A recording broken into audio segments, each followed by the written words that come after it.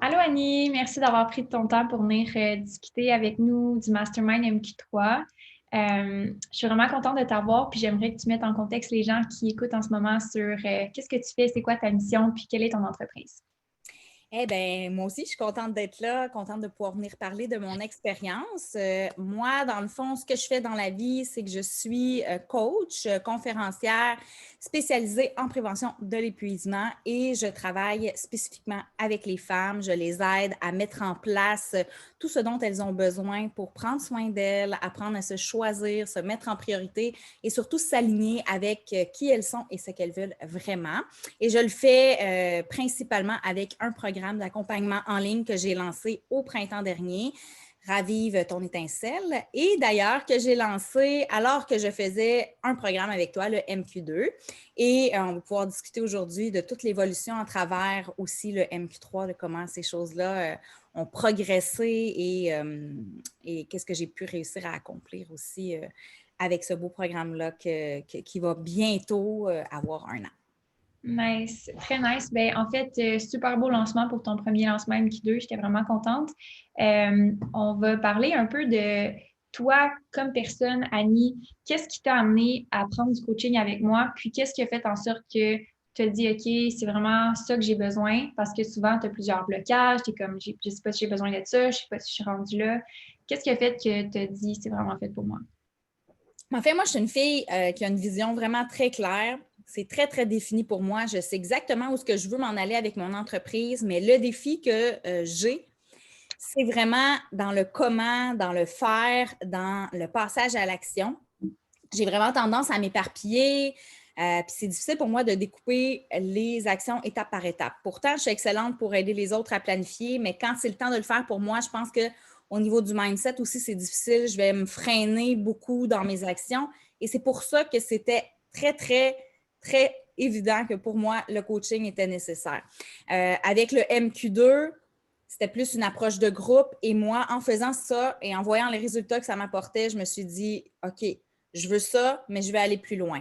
J'ai vraiment besoin d'une personne, du support pour me garder vraiment focus et ancrée dans mes objectifs. Et c'est pour ça Mhm. qu'en allant avec le MQ3, ben, je savais que je pouvais aller chercher ton coaching puis que je pouvais aller plus loin. Donc, faire vraiment le mindset shift pour réaliser cette grande vision-là que j'ai. Ouais.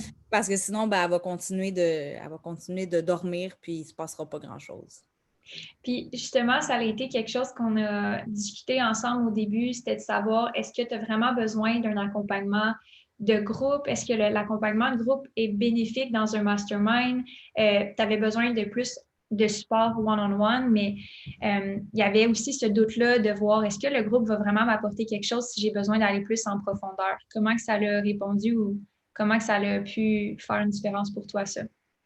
Ben, c'est sûr qu'à la base, je sais que je suis plus une fille qui a besoin d'un accompagnement personnalisé, mais tu sais, oui, je vais te parler de l'impact du groupe parce que c'est sûr que ça fait toujours du bien de se retrouver avec d'autres femmes qui ont les mêmes struggles, traversent des difficultés aussi, puis juste de voir que si elles réussissent, si elles ont ces petits accomplissements-là, ben, tu peux les avoir aussi. Fait que, tu sais, c'est sûr que oui, le groupe a son incidence, mais je dirais que pourquoi MQ3 puis pourquoi le support personnalisé, ben, honnêtement, moi, c'était le fait de pouvoir avoir accès à une personne qui pouvait m'amener une vision plus stratégique.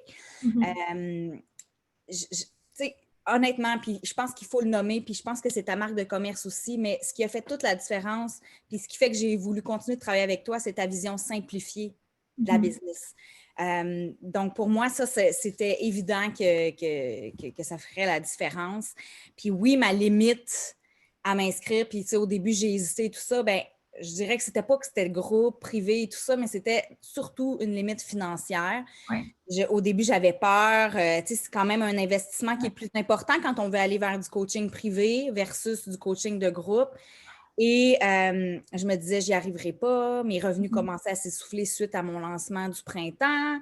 On était rendu l'été. J'étais Ouais. comme, bon, qu'est-ce que je fais? Est-ce que je vais y arriver? Est-ce que je vais réussir à payer les paiements à chaque mois? Puis finalement, bien, ça a été positif parce que ça m'a amené à me botter le derrière pour les générer les ressources nécessaires parce que j'étais tellement convaincue que j'avais besoin de ce soutien-là puis que ça serait un retour sur investissement que je me suis dit, bon, je le fais, puis on verra. Mais je savais que je serais capable d'aller les chercher, les Je revenus. pense que c'est ça la différence aussi, c'est quand tu as cette croyance-là que tu peux y arriver, quand tu as cette croyance-là que tu peux y arriver, peu importe le montant que tu investis, tu sais que tu vas travailler puis que tu vas pouvoir le répéter, mais c'est aussi parce que tu avais vécu du succès Oui, dans le ça. passé, puis tu avais un point de départ aussi que toi-même, tu avais cette réussite-là personnelle que tu peux te fier aussi, là. Je savais que je pouvais reproduire ça, puis tu sais, je me suis pas mis sur le bord de la faillite en prenant le risque de m'inscrire. Je pense que c'était un choix intelligent, mais je savais que c'était une barrière que je me mettais moi-même de me dire j'aurais pas les ressources parce que je regardais mon compte en banque au moment de m'inscrire. Mais tu m'as aidé à me ramener justement au printemps, de dire, tu sais, si j'ai réussi à générer ça, pourquoi je ne serais pas capable de recommencer ça, tout simplement. Et je savais que tu serais capable de m'apporter encore plus loin que ce qu'on avait réussi à accomplir au printemps. Donc, tu sais, oui, j'ai hésité parce que je suis comme ça, puis tu sais, je pense que c'est bien dans la vie de prendre des décisions réfléchies là, et de ne pas non plus pitcher dans le vide. Mais au fond de moi, je savais que c'était ça que je voulais, puis tu sais, c'est pour ça que ça s'est concrétisé aussi, là. Totalement. Puis, c'est quoi que tu as le plus aimé de ton parcours mastermind qui n'est pas encore totalement terminé, mais c'est quoi que tu as le plus apprécié ou appris, mettons? Qu'est-ce qui a été marquant pour toi? Bien, évidemment, c'est le coaching privé. Et ce que j'aime avec toi, c'est l'approche personnalisée. On voit quand même beaucoup de programmes pour entrepreneurs avec des espèces de formules clés en main. Tout le monde passe au travers le même processus. Moi, ce que j'aime, c'est que tu permets réellement à chacune d'avoir un parcours qui est très personnalisé. Oui, les outils sont sensiblement les mêmes pour tout le monde, mais ils ne sont pas présentés de la même façon. Tu n'imposes rien. Tu t'adaptes vraiment à nos besoins.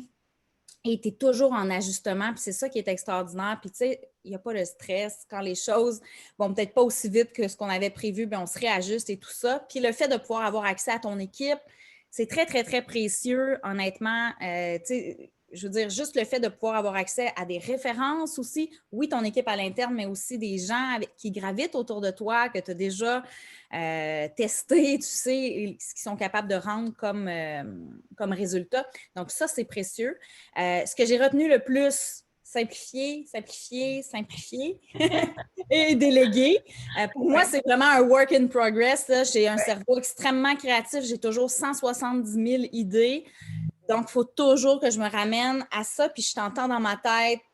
Donc, tout ce que tu m'as dit, ça a donné quelque chose, ça a valu la peine parce que souvent, quand j'arrive pour prendre une décision, je me ramène toujours à OK, c'est quoi les priorités, qu'est-ce qui est le plus important, comment je peux le faire le plus simplement possible. Ça m'a aussi permis, le MQ3, de vraiment reconnaître et assumer totalement ma valeur. Ouais. On a fait un travail en début de processus avec le MQ3 où on a revu mon offre, on a revu les prix, ça m'a sorti énormément de ma zone de confort. Mais le fait de le faire de cette façon-là avec toi, honnêtement, ça m'a permis de l'assumer, d'être confortable avec les prix. J'ai vu tout le processus qui se cachait derrière, puis j'ai compris la valeur aussi. Et ça m'a donné énormément confiance pour la suite. Donc, c'est sûr que juste ce petit exercice-là, bien, petit exercice qui a quand même pris 2 heures,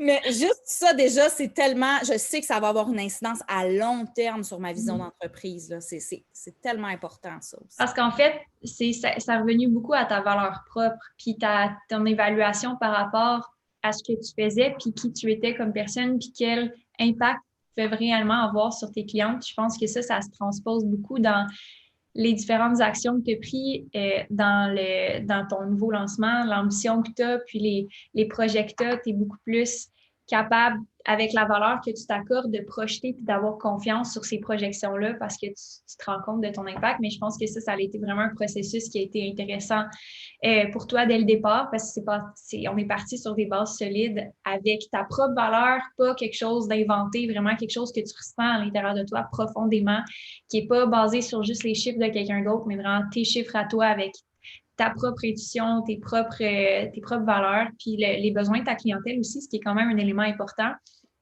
qui est vraiment spécifique à ton marché aussi, qu'on ne peut pas juste inventer une valeur comme ça, là. Mais je voudrais qu'on parle un petit peu justement du côté financier parce que justement au début du programme, ça a été quelque chose, comme tu dis, qui te bloquait. Quels ont été les résultats, tant autant de ton résultat financier qu'au résultat que tu as eu dans ton entreprise avec le MQ3 qui est plus en profondeur que le MQ2 quand même?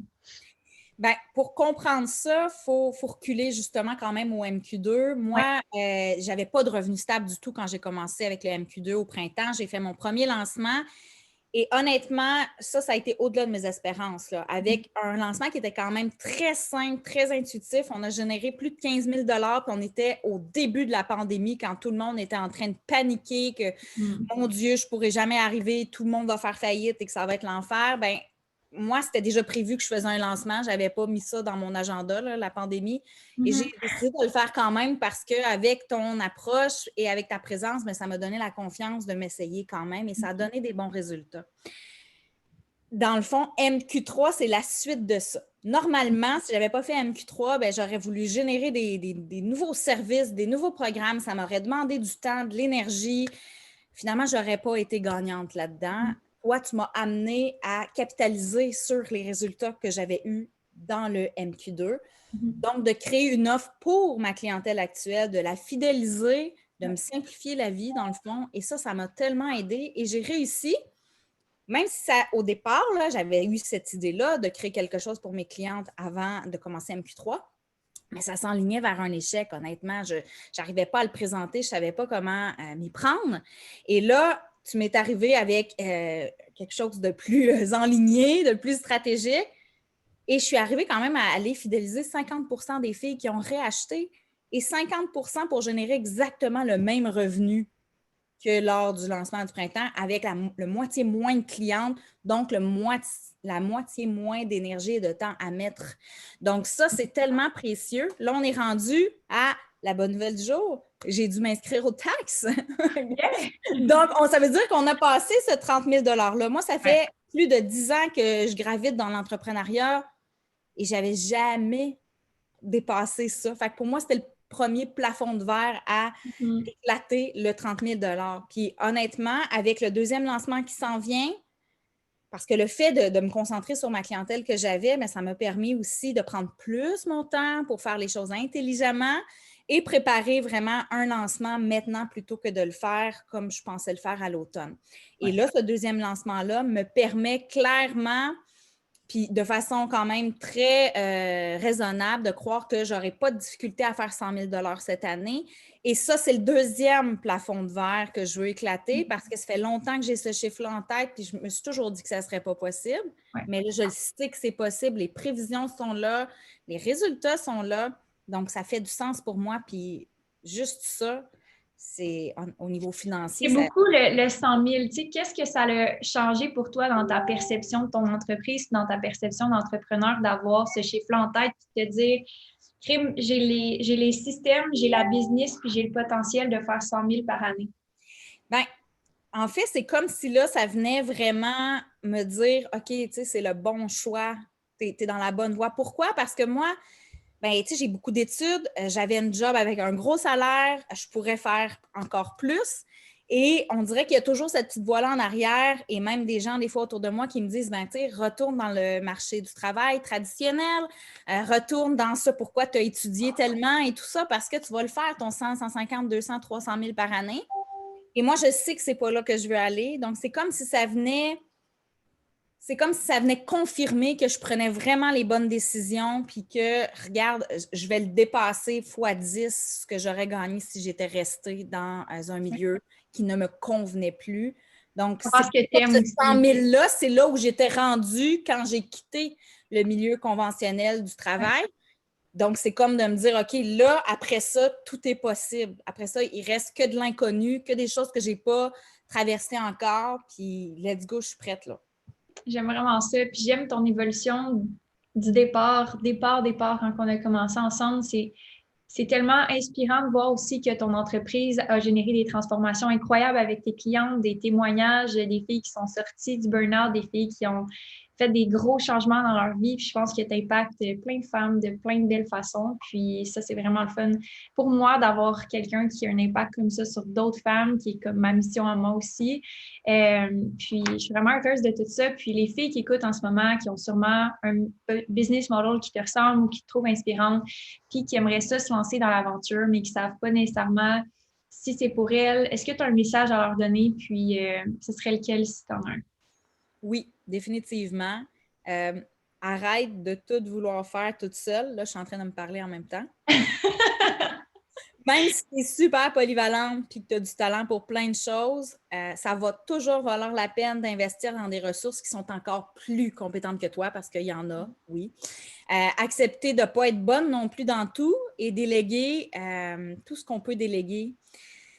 Honnêtement, le fait de me concentrer sur ce que je réussis le mieux, ça a fait en sorte que j'ai pu préserver mon énergie davantage et donc être 100% cohérente avec le message que j'ai transmis à mes clientes.